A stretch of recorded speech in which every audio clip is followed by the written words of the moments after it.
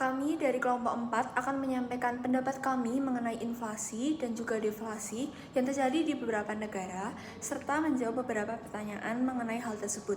Sebelumnya, saya Rismala Dewi dengan NPM 24 10 10 30 10. Saya Muhammad Zauzawan Sardiraha, NPM 24 20 10 30 49.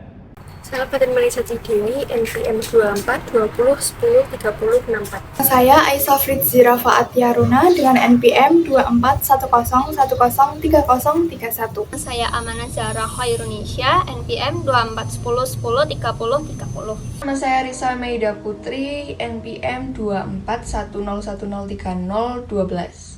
Amerika Serikat saat ini sedang menghadapi tingkat inflasi yang tinggi akibat lonjakan harga barang bahan baku dan energi.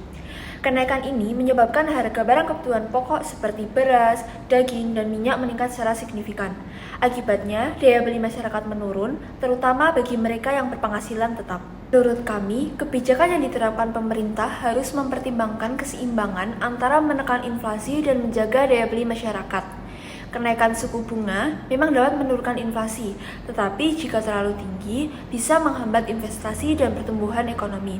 Sementara itu, pengurangan belanja publik bisa membantu stabilitas fiskal, tetapi juga jika tidak dikelola dengan baik dapat mengurangi dukungan untuk dunia usaha.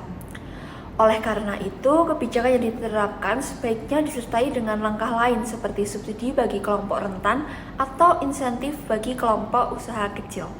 Inflasi menyebabkan kenaikan harga pada kebutuhan pokok para konsumen. Walaupun kebutuhan pokok para konsumen ini naik, mereka akan tetap menjaga permintaan pada kebutuhan pokok tersebut. Itu dikarenakan yang mengalami kenaikan itu adalah kebutuhan yang sangat penting bagi konsumen atau kebutuhan pokok bagi konsumen. Tidak hanya itu, inflasi ini menjadi keuntungan yang tinggi untuk produsen karena produsen mendapatkan keuntungan yang lebih tinggi dari kenaikan harga yang mereka jual. Namun jika harga ini terus-menerus naik, para konsumen akan mencari alternatif lain atau mengganti kebutuhan pokok mereka ke alternatif yang lebih murah. Inflasi meningkatkan harga barang elastis dan permintaan para konsumen ini bergantung pada kebutuhan dan daya beli mereka. Nah, pada kondisi ini para konsumen akan tetap membeli barang-barang yang mereka butuhkan walaupun harga barang tersebut sedang naik gitu. Dan itu akan membuat keuntungan yang besar bagi produsen karena mereka mendapatkan keuntungan yang lebih karena harga barang yang mereka jual itu sedang naik harganya. Namun konsumen juga dapat menunda pembelian dan membatalkan pembelian jika harga terus-menerus mengalami kenaikan, dan itu menyebabkan industri mengalami penurunan penjualan. Pemerintah menerapkan kenaikan suku bunga, tetapi dampaknya bisa berbeda tergantung pada implementasinya. Menaikkan suku bunga secara bertahap dapat mengendalikan inflasi tanpa mengganggu ekonomi terlalu besar. Jika kebijakan kenaikan suku bunga diterapkan terlalu agresif, konsumsi dan investasi bisa menurun drastis, yang justru dapat memperlambat pertumbuhan ekonomi. Karena barang kebutuhan pokok bersifat inelastis, inflasi tidak langsung menyebabkan penurunan permintaan yang drastis, tetapi bisa mengubah pola konsumsi. Konsumsi tetap ada meskipun harganya naik, karena barang kebutuhan pokok tetap dibeli dalam jumlah tertentu. Daya beli masyarakat bisa menurun menyebabkan mereka mencari alternatif yang lebih murah, membeli dalam jumlah sedikit, atau kesulitan untuk memenuhi kehidupan mereka. Kenaikan suku bunga bertujuan untuk mengurangi inflasi dengan menekan konsumsi dan investasi, tetapi efeknya bisa berbeda tergantung pada kondisi ekonomi dan kebijakan pendukung yang lain. Jika diterapkan dengan bijak dan didukung kebijakan subsidi atau insentif pajak bagi masyarakat berpenghasilan rendah, suku bunga tinggi bisa efektif mengendalikan inflasi tanpa memperburuk daya beli masyarakat. Jika suku bunga dinaikkan terlalu tajam, biaya pinjaman bisa menjadi lebih mahal. Konsumsi dan investasi turun drastis bisa memperlambat pertumbuhan ekonomi dan meningkatkan pengangguran yang ada di masyarakat. Inflasi menaikkan harga barang elastis, tetapi dampaknya tergantung pada respon konsumen serta strategi produsen dalam menyesuaikan harga serta dalam pemasaran. Jepang sedang mengalami deflasi, yaitu kondisi di mana harga barang dan jasa turun secara umum.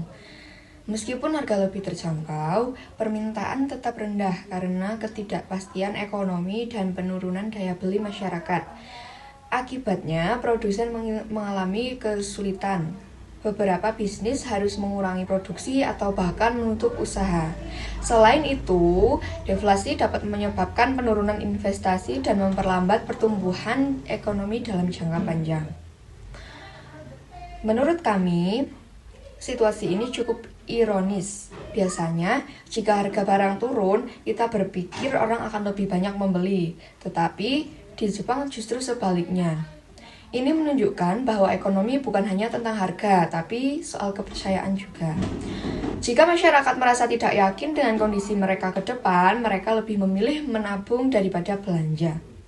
Jepang harus lebih fokus pada membangun rasa aman bagi masyarakat, misalnya dengan kebijakan yang mendukung kestabilan pekerjaan atau memberikan insentif bagi bisnis supaya bisa tetap berjalan dan mempekerjakan orang. Jika masyarakat merasa aman dengan keuangannya, mereka akan lebih berani untuk berbelanja dan menggerakkan ekonomi. Deflasi bisa berdampak berbeda pada barang elastis dan juga inelastis, tergantung pada perilaku konsumen serta ekspektasi ekonomi ke depan, sehingga tidak ada yang diuntungkan maupun dirugikan secara langsung. Barang elastis bisa mendapatkan keuntungan karena harga yang lebih rendah dapat menarik lebih banyak pembeli.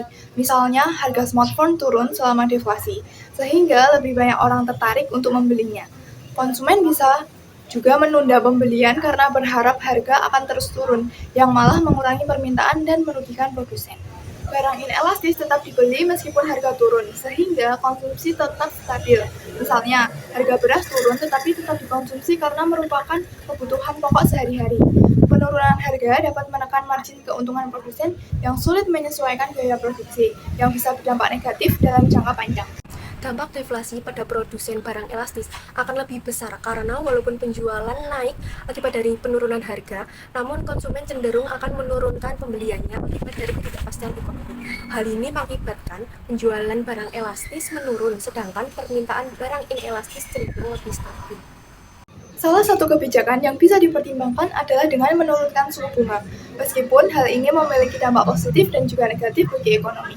Dengan menurunkan suku bunga, biaya pinjaman menjadi lebih murah, sehingga masyarakat lebih termotivasi untuk melakukan konsumsi terutama untuk barang elastis, seperti smartphone. Penurunan suku bunga juga bisa menyebabkan peningkatan jumlah uang yang beredar yang terlalu cepat, sehingga berpotensi menyebabkan inflasi di kemudian hari. Dampak deflasi pada sektor barang elastis tergantung pada bagaimana konsumen bereaksi terhadap harga yang turun dan ekspektasi mereka terhadap harga di masa depan nanti. Penurunan harga bisa membuat barang elastis lebih terjangkau dan meningkatkan daya beli konsumen, sehingga penjualannya mungkin bisa meningkat. Namun, konsumen juga bisa menunda pembelian karena berpikir harga akan terus turun, sehingga justru menurunkan permintaan dan merugikan produsen barang elastis itu sendiri.